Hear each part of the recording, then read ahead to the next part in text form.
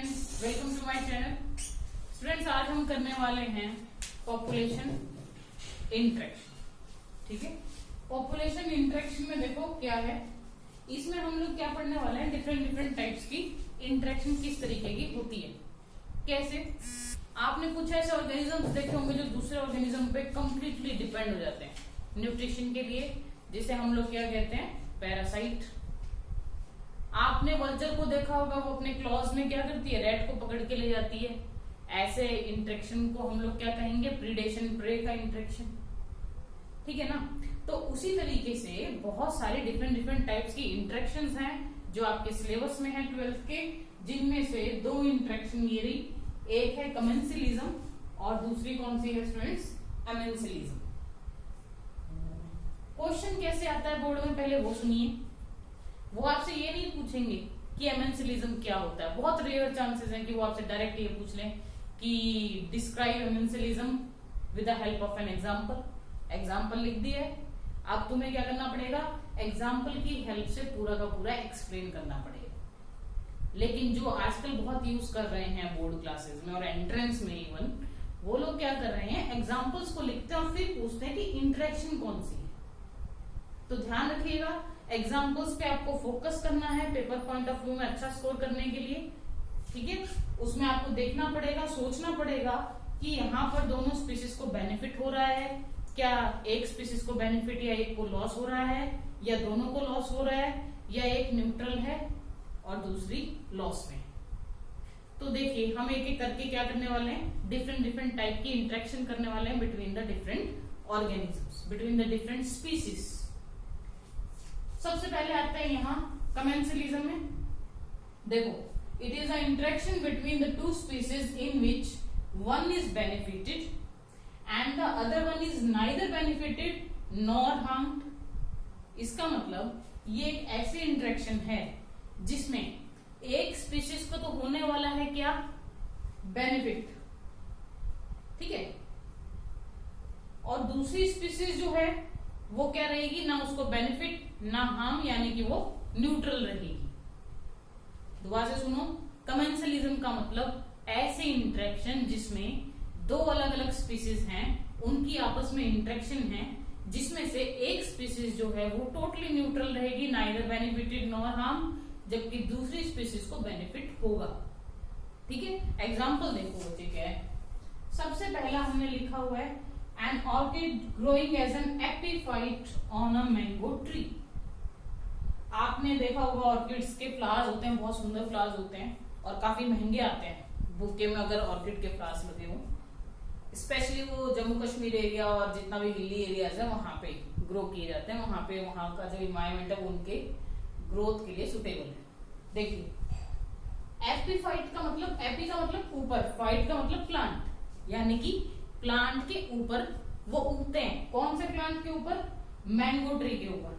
देखो, अगर कोई भी मीनिंग नहीं आ रहा है तो आपके खुद के पर्सनल नोट्स बन रहे हैं जो आप खुद बना रहे हो अपनी राइटिंग में। मैंने अभी आपको जस्ट बताया what's the meaning of epiphyte. AP का मतलब होता है बच्चे ऊपर, और फाइट स्टैंड्स फॉर प्लांट्स। तो प्लांट के ऊपर जो है क्या है, ऑर्किड के फ्लावर्स हैं, और ये ऑर्किड के फ्लावर्स जो हैं वो कौन से प्लांट के ऊपर है, मैंगो ट्री के ऊपर है। खुद सोच के देखो, मैंगो ट्री को तो क्या बेनिफिट और क्या लॉस, इतना बड़ा ट्री है, इतना सर डायमीटर उसने क्या किया हुआ है, कवर किया हुआ है। ऑर्किड के छोटे छोटे फ्लावर्स हैं, ऑर्किड के फ्लावर्स को क्या, अब लिखते हुए देखो क्या करना पड़ेगा पेपर में लिखते हुए, जैसे मैंने यहाँ पे लिख दिया है, an orchid growing as an epiphyte on a mango tree, तुम्हें एक्सप्लेन करना पड़ेगा। कैसे?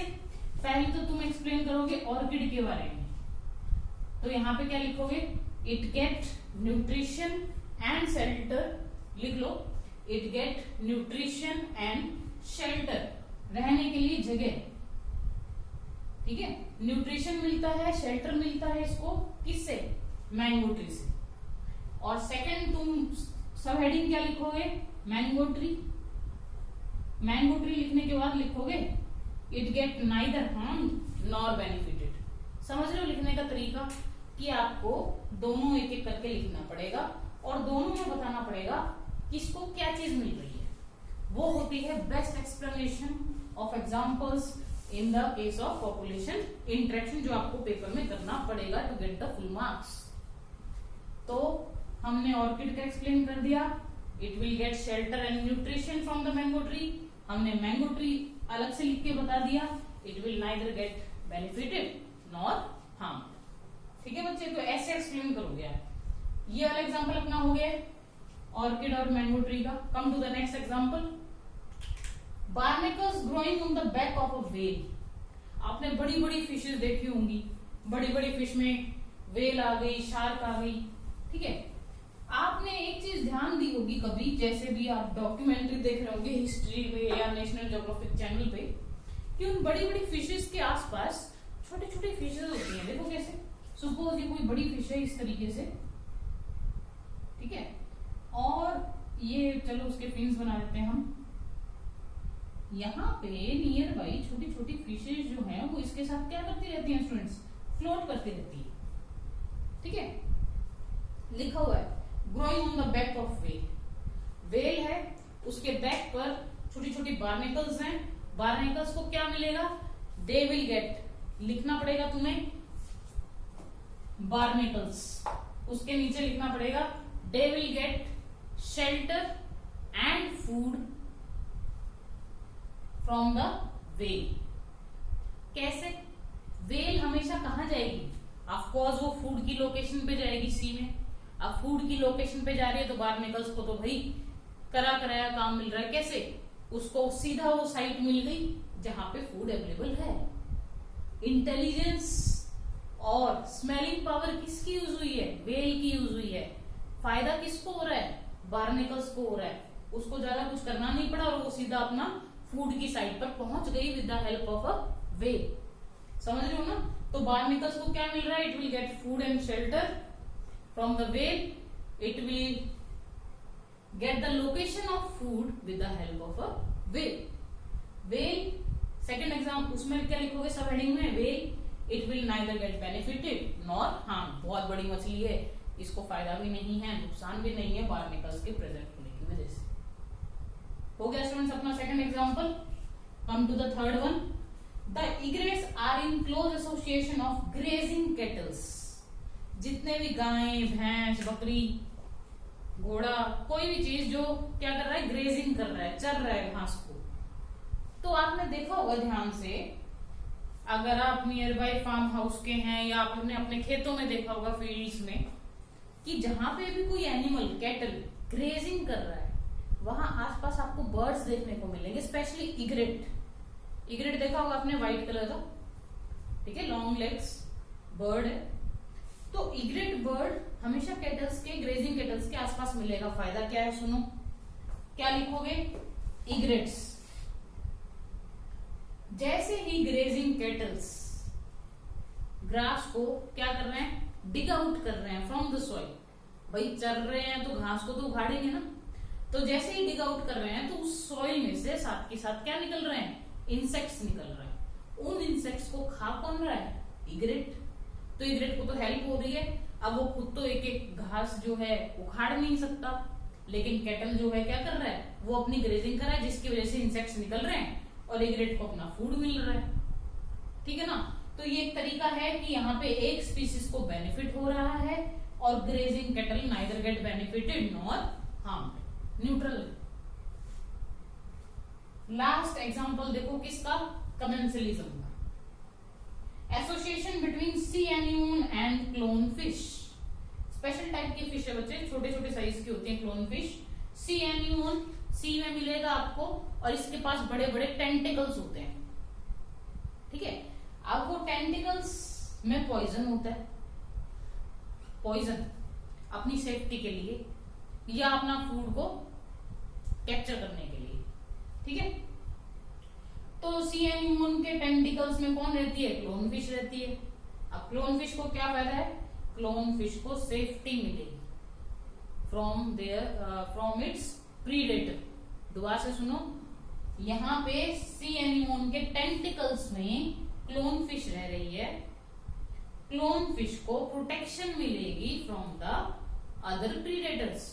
क्लोन फिश को कोई नुकसान नहीं है, फायदा है, उसको सेफ्टी मिल रही है, रहने के लिए शेल्टर मिल रहा है। तो it will get shelter along with safety protection from the other predators. अब सी एनीमोन जो है उसके टेंटिकल्स में रह रही है, सी एनीमोन को फर्क नहीं पड़ रहा है, तो सी एनीमोन जो है it will neither get benefited nor harmed. ठीक है स्टूडेंट्स, एग्जाम्पल्स पे फोकस कीजिएगा, एग्जाम्पल्स से ही पेपर में पूछा जा रहा है. ऐसा नहीं है कि वो डायरेक्टली ये पूछ लें कि बहुत रेयर चांसेस है कि कमेंसलिज्म क्या होता है. एक चीज और है, सपोज सीधा सीधा आपका गुड लक था और बोर्ड के पेपर में क्वेश्चन आ गया है, describe commensalism with the help of an example, right, और 3 मार्क्स में पूछ लिए. अब 3 मार्क्स में तुम्हें पहले तो देखो लिखने का तरीका, कमेंसलिज्म की डेफिनेशन लिखोगे. ये कमेंसलिज्म की डेफिनेशन है, it is a type of interaction between the two species. उसके बाद तुम एग्जांपल्स मेंशन करोगे. अब 3 मार्क्स में पूछा है बच्चे, तो एग्जामिनर आपसे चाहता है पूरी डिटेल. ठीक है, आपने एग्जांपल्स एक्सप्लेन किए. एग्जांपल को भी कैसे एक्सप्लेन करना है, एक एक वो लेना है आपको स्पीसीज. आप पहले ऑर्किड को करोगे, फिर मैंगो ट्री को करोगे. उसी तरीके से पहले बार्नेकस को करोगे, फिर वेल को करोगे. कौन न्यूट्रल है, किसको क्या बेनिफिट मिल रहा है, किसी को प्रोटेक्शन मिल रही है, किसी को फूड मिल रहा है, किसी को शेल्टर मिल रहा है. समझ रहे हो? तो आपको लिखना पड़ेगा बकायदा हर एक एग्जाम्पल के नीचे कि उसको मिल गया है. इतना हो गया. लास्ट में क्या करोगे, लिखते हुए लास्ट में लिखोगे कंक्लूजन. ठीक है, यहाँ पे मैं ऊपर लिख रही हूँ, मेरे पास बोर्ड पे जगह नहीं है. इधर आप लास्ट में एक्सप्लेन करते हुए आ जाओगे कंक्लूजन पे. ये एक सब हेडिंग, किसी भी इंटरेक्शन को डिस्क्राइब करते हुए. कंक्लूजन में कैसे करोगे, देखो, स्पीसीज 1 या स्पीसीज ए, और दूसरे में क्या लिखोगे, स्पीसीज बी. ठीक है, अब क्योंकि हमने कमेंसलिज्म में क्या लिखा हुआ है कि एक जो है उसको बेनिफिट होगा, तो स्पीसीज ए पे मैं क्या करती हूँ, यहाँ पे पॉजिटिव साइन लगा देती हूँ. पॉजिटिव का मतलब यहाँ पे बेनिफिट हो रहा है. और स्पीसीज बी जो है न्यूट्रल है, तो मैंने वहां पे क्या लगा दिया बच्चे, 0.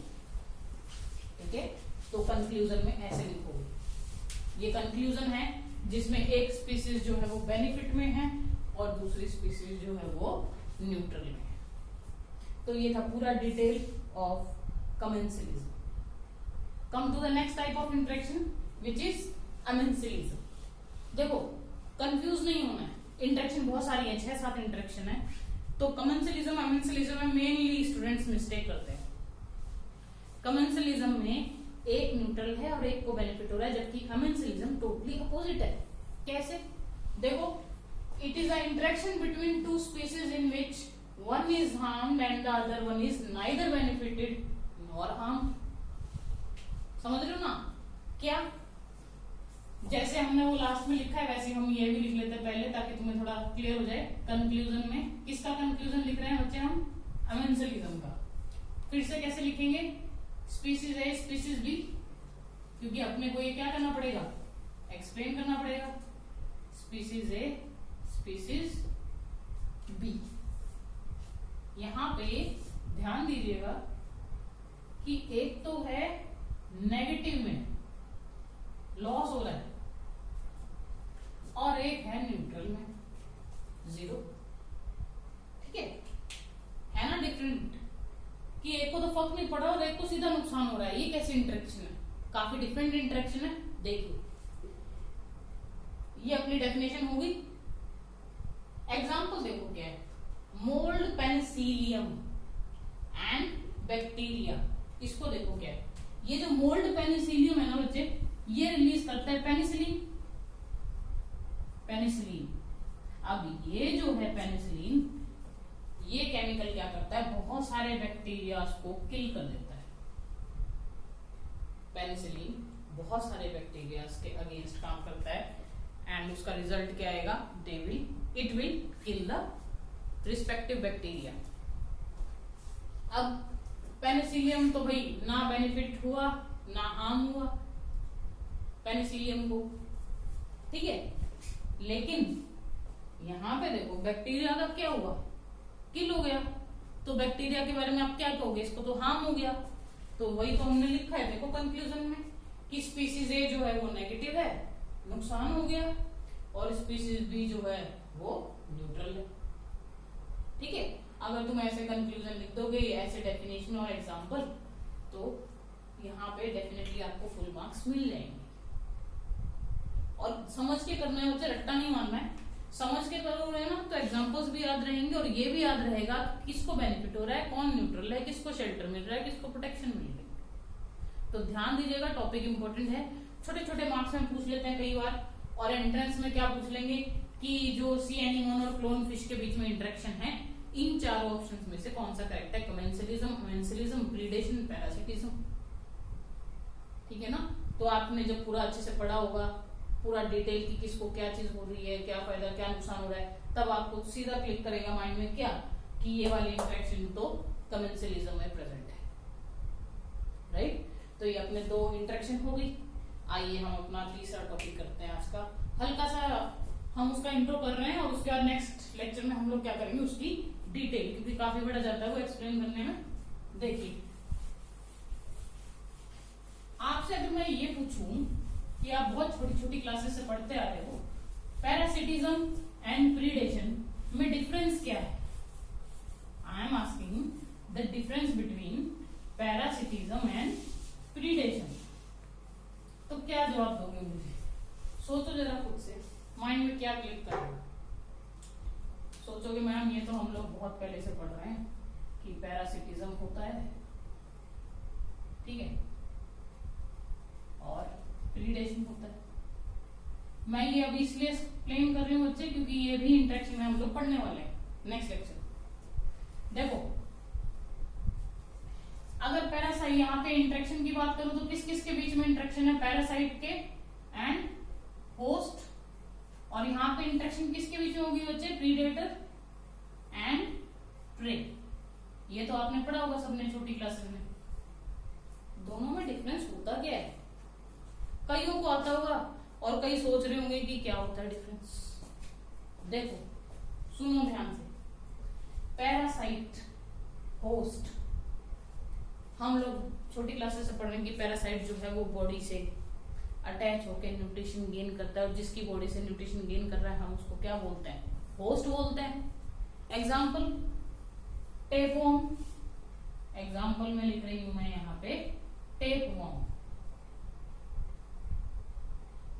ठीक है। ये अपनी इंटेस्टिनल वॉल पे अटैच हो जाता है। कहते हैं ना छोटे बच्चों को पेट में कीड़े हो गए, तो इंटेस्टिनल वॉल पे अटैच हो गया, वहां से न्यूट्रिशन गेन कर रहा है, ब्लड को सक कर रहा है, और बच्चे को डबल ट्रिपल भूख लगती है बार बार। राइट। वो बच्चा जो है वो लीन एंड थिन हो जाता है। क्यों? क्योंकि न्यूट्रिशन तो कौन ले रहा है? टेपवर्म ले रहा है। ग्रो कौन कर रहा है? टेपवर्म कर रहा है। तो बच्चा कहां ग्रो करेगा? देखिए, कंडीशन क्या है पैरासिटिज्म की? सरफेस अटैचमेंट होना जरूरी है। सरफेस अटैचमेंट, ठीक है। और वो भी उसके आगे मुझे क्या लगा देना चाहिए? Prolong surface attachment. अगर पैरासाइट और होस्ट की इंटरेक्शन है ना बच्चे, तो सरफेस अटैचमेंट जो है वो लंबे टाइम तक जाएगी। लंबे टाइम तक की इंटरेक्शन चाहिए। ऐसा नहीं है लीच जो है पैर पर चिपकी, ब्लड को सक किया और थोड़ी देर में छोड़ दिया, आप कहोगे वो भी पैरासाइट है ना।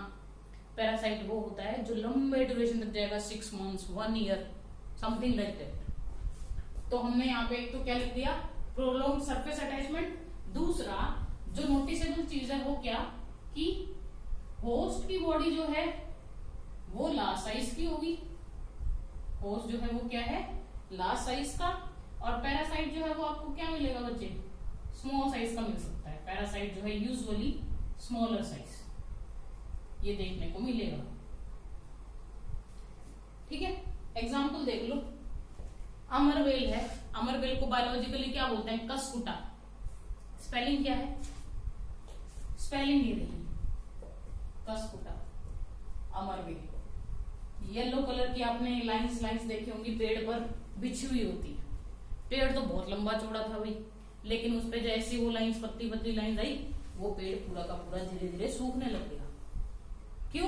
क्योंकि कस्कुटा जो है ना वो न्यूट्रिशन गेन कर रहा है through surface attachment from that particular tree. तो ध्यान रखिएगा, प्रोलॉन्ग सरफेस अटैचमेंट चाहिए, पहला पॉइंट है मेन। और चाहे वो हम हो या कोई बड़ा सा ट्री हो, और जो पैरासाइट है वो आपको स्मॉलर साइज का मिले। यहाँ पे आ जाओ प्रीडेशन प्रे में। यहाँ बस एक एग्जांपल याद रखो कि बड़ी लंबी चौड़ी वल्चर है और उसने आके क्या किया हुआ है, अपने क्लॉज में माउस को पकड़ा हुआ है। तो बड़े साइज में कौन, प्रीडेटर या प्रे?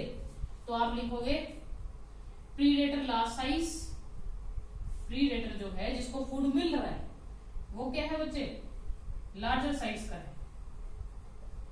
और प्रे क्या है, चूहा, छोटे साइज का है, स्मॉलर साइज। उल्टा है, देखो यहाँ के कंपैरिजन में उल्टा है, smaller size.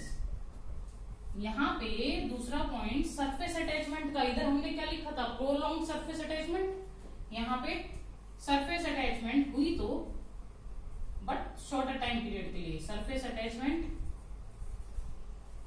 For shorter time period, shorter time period, ठीक है। एग्जाम्पल में तुम लोग लिख लेना, when a vulture capture its prey, prey के ब्रैकेट में mouse, rat, anything, mice in its claws. तो प्रीडेटर कौन हुआ, प्रीडेटर हुआ वल्चर, ईगल, और प्रे कौन हुआ, कोई स्मॉलर साइज का ऑर्गेनिज्म। तो डिफरेंस समझ में आया क्या है? सिर्फ दो डिफरेंस है, एक तो सरफेस अटैचमेंट को लेके और दूसरा साइज को लेके। ये ही मेन डिफरेंस है between the predation and parasitism. अच्छा, जो हमने प्रीवियस लेक्चर में किया था बच्चे, पूरा detail logistic growth curve, exponential growth curve, वहां पे एक पॉइंट रह गया था। वहां पे अपने उसमें अगर आपने नोट्स प्रॉपर बनाए हैं तो एक पॉइंट नोट डाउन कर लो कि लॉजिस्टिक ग्रोथ कर्व को, लॉजिस्टिक ग्रोथ कर्व को हम लोग एक और नाम से जानते हैं। वो नाम क्या है, वर्हल्स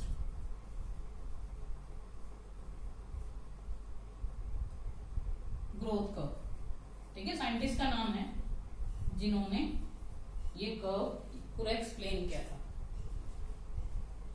और भी पूरा डिटेल में जाना है तो इसको यहाँ पे एक और चीज लिख लो, वर्हल्स लॉजिस्टिक ग्रोथ कर्व, ये इसका दूसरा नाम है। कभी पेपर में आ जाए वर्हल्स ग्रोथ कर्व को एक्सप्लेन करो, तुम कंफ्यूज हो जाओ कि ये कौन सा, ये लॉजिस्टिक है कि एक्सपोनेंशियल है। आपके एनसीईआरटी में लॉजिस्टिक ग्रोथ कर्व की लास्ट लाइन में लिखा हुआ है कि it is also called as, dark में लिखा हुआ है, वर्हल्स ग्रोथ कर्व। वहां से एक बार देख लीजिएगा। ये था आज का टॉपिक, पूरा लेक्चर इंटरेक्शन के बीच में जो हमने स्टार्टिंग की है आज। होप कि आपको समझ में आया होगा, पता चला होगा कि लिखना कैसे है, एम्फेसिस कहाँ पर देना है, एग्जांपल्स पर देना है। अगर अच्छा लगे बच्चे तो please don't forget to like and subscribe my channel. Thank you very much.